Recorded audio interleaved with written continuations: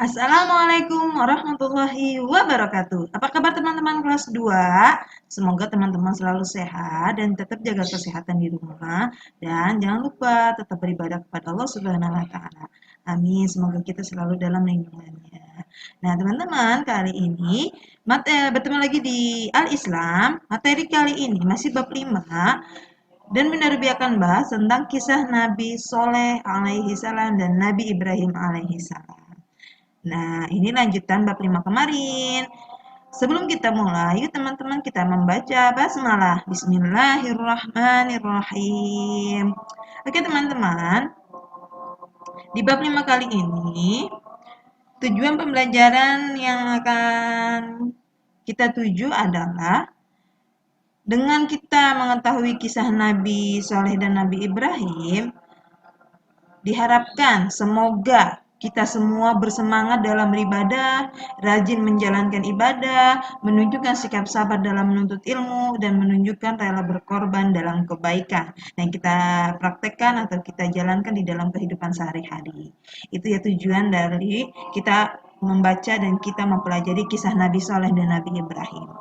Lalu, kita akan langsung membahas kisah Nabi Soleh alaihi salam. Nah, jadi Nabi Soleh alaihi salam itu adalah salah satu dari 25 nabi dan rasul.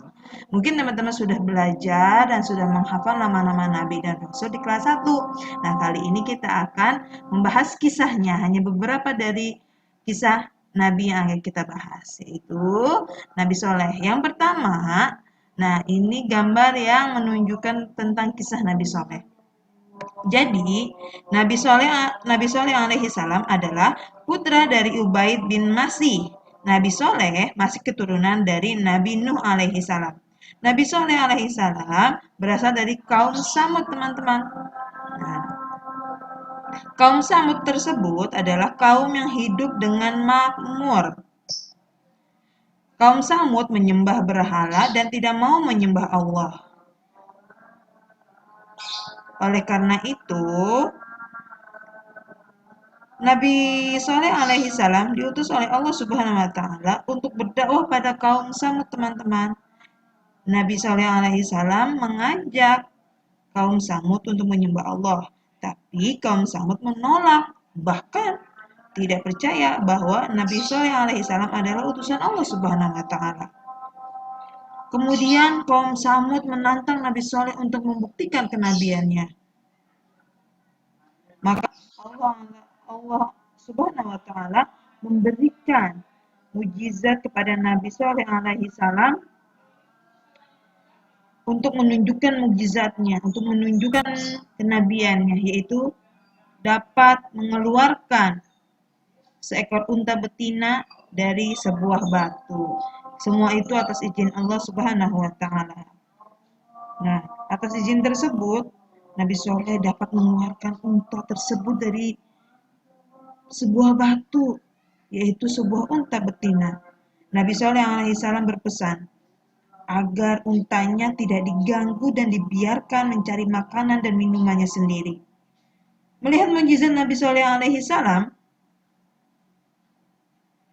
kaum Samud tetap durhaka dan tidak mau beriman kepada Allah Subhanahu wa taala. Bahkan kaum Samud tidak senang dengan keberadaan unta tersebut.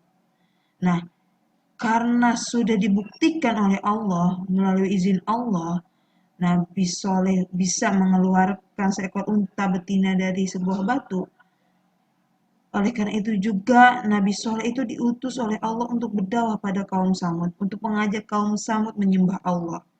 Namun kaum Samud tetap durhaka dan tidak senang dalam kebenaran tersebut yang sudah dibuktikan kenabian Nabi Soleh. Ternyata kaum Samud tersebut juga membunuh unta tersebut, teman-teman. Karena tidak senang dengan keberadaannya, lalu kaum Samud menantang diturunkannya azab dari Allah untuk mereka. Karena kesombongan mereka juga, kaum Samud menantang bahwa Allah itu apakah ada? Apakah Allah bisa menurunkan azab kepada mereka? Kaum Samud menantang, kemudian Allah menurunkan azab dan hukuman bagi kaum Samud. Azab berupa apa? Berupa suara dari langit yang sangat keras ditambah gempa bumi yang sangat dahsyat. Kaum Samud pun akhirnya hancur dan binasa dari azab yang sudah diberikan Allah, yang diturunkan Allah berupa suara yang sangat kencang dan gempa bumi yang sangat dahsyat. Akhirnya kaum Samud hancur dan binasa. Nah, itulah bukti bahwa janji Allah Subhanahu wa taala selalu benar. Siapa saja yang ingkar kepada Allah, maka Allah akan menurunkan azab kepada mereka. Na'udzubillahi min dzalik. Semoga kita semua selalu dalam lindungan Allah ya teman-teman. Semoga Allah tidak memberi azab kepada kita atas semua kelalaian kita, atas semua dosa-dosa kita. Semoga Allah selalu merahmati kita semua. Semoga kita tidak pernah berbuat yang tidak disukai Allah. Ini contoh dari kisah Nabi Saleh alaihi salam untuk kita supaya kita bisa mengambil pelajaran yang penting agar kita tidak sombong dan tidak menantang atau tidak menyembah Allah Subhanahu wa taala. Lalu itu dia kisah Nabi Saleh. Selanjutnya Bunda Ruby akan bahas kisah Nabi Ibrahim. Nah, Nabi Ibrahim alaihi salam adalah putra dari Azar dan tinggal di daerah bernama Huran. Masyarakat Huran menyembah bintang-bintang dan berhala. Ayah Nabi Ibrahim alaihi salam juga seorang penyembah berhala. Tapi Nabi Ibrahim alaihissalam diberi petunjuk oleh Allah Subhanahu wa taala sehingga Nabi Ibrahim tidak ikut menyembah berhala dan beriman kepada Allah Subhanahu wa taala. Nabi Ibrahim mengajak ayahnya untuk beriman kepada Allah, tapi ayahnya menolak dan tetap menyembah berhala. Masyarakat lain pun tidak mau beriman kepada Allah Subhanahu wa taala. Suatu hari Nabi Ibrahim menghancurkan patung-patung berhala tersebut, kemudian masyarakat Huran marah dan menangkap Nabi Ibrahim. Marah karena patung-patung sembahannya dihancurkan oleh Nabi Ibrahim, lalu mereka beramai-ramai menangkap Nabi Ibrahim dan kemudian membakar Nabi Ibrahim, diikat dan dibakar beramai-ramai oleh masyarakat Huran. Tapi Allah Subhanahu wa taala memberikan mukjizat kepada Nabi Ibrahim alaihi salam. Berupa apa? Yaitu menjadikan api tersebut terasa dingin dan tidak dapat membakar Nabi Ibrahim. Masya Allah, api pun dijadikan dingin oleh Allah Subhanahu wa taala untuk menyelamatkan Nabi Ibrahim dari orang-orang kafir. Itulah kekuasaan Allah. Allah memberikan mukjizat agar dapat menyelamatkan Nabi Ibrahim agar tidak terbakar. Itulah kekuasaan Allah. Oleh karena itu, Nabi Ibrahim selamat dan tidak terbakar. Itulah jahatnya orang-orang masyarakat Huran karena tidak suka dengan Nabi Ibrahim, karena merasa marah oleh Nabi Ibrahim, tapi Allah menolong dan menyelamatkan Nabi Ibrahim dari orang-orang kafir tersebut. Dan akhirnya Nabi Ibrahim pun selamat. Nah, teman-teman, inilah kisah Nabi Ibrahim. Semoga menjadi pelajaran untuk kita semua bahwa Allah itu Maha Kuasa. Allah itu bisa menjadikan apapun kita. Allah itu bisa menurunkan apapun kepada kita. Seperti contoh masyarakat Huran ini sudah marah dan menangkap Nabi Ibrahim, tapi Allah memberikan mukjizat seperti api yang tidak terasa panas, bahkan malah terasa dingin yang dirasakan oleh Nabi Ibrahim alaihissalam. Itu ya teman-teman. Dan perlu teman-teman ketahui juga bahwa Nabi Ibrahim alaihissalam adalah ayah dari Nabi Ibrahim dan ayah Nabi Ibrahim, putra dari Nabi Ibrahim adalah Nabi Ismail dan Nabi Ishak. Jadi Nabi Ismail dan Nabi Ishak ayahnya adalah Nabi Ibrahim. Itu ya teman-teman. Jadi Nabi Ibrahim mempunyai putra yaitu Nabi Ismail dan Nabi Ishak.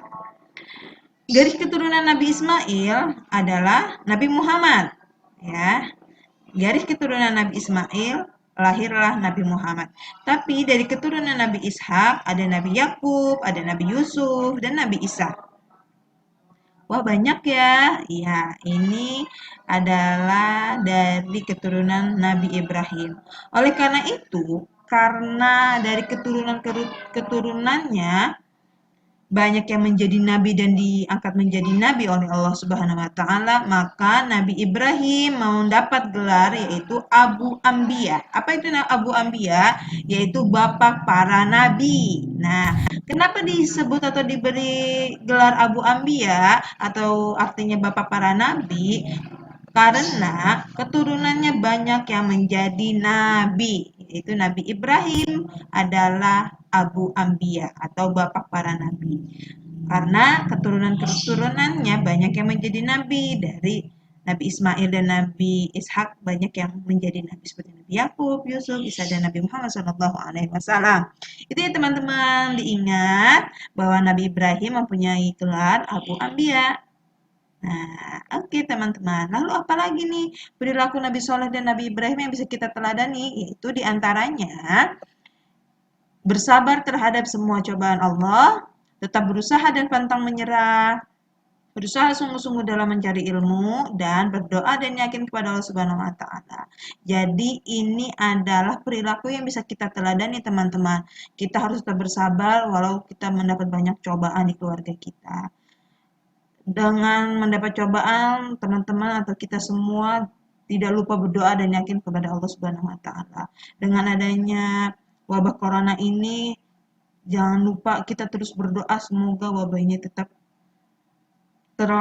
cepat berlalu, cepat hilang dan kita bisa kembali dalam aktivitas kita seperti biasa.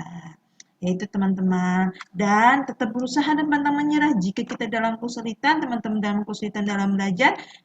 Jangan lelah untuk berusaha dan jangan lelah untuk mencoba lagi. Itu ya teman-teman, dan sungguh-sungguh dalam mencari ilmu. Insya Allah, Allah akan membantu kita semua jika kita mau berusaha dan berdoa pastinya. Terima kasih teman-teman, itu saja yang Bunda Ruby sampaikan di materi kali ini, materi terakhir, karena sebentar lagi kita akan penilaian akhir semester.